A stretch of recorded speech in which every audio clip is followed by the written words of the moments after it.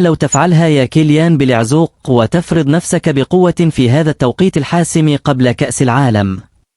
الفترة الحالية قد تكون نقطة التحول في مسيرتك، خصوصا بعد الأخطاء الساذجة والأهداف التي استقبلها الحارس الأساسي برايس سامبا، والتي عكست سوء تركيز ومسؤولية كلفت فريق رين الكثير في المباريات الأخيرة.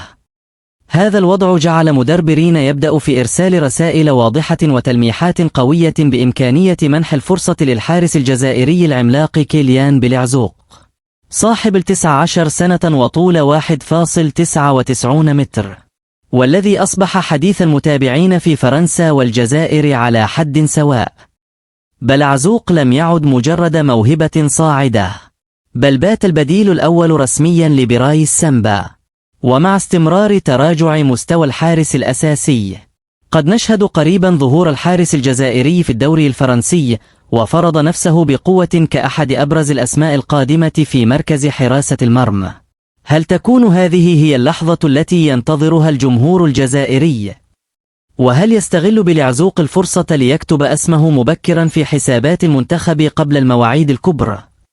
الأيام القادمة ستكون حاسمة.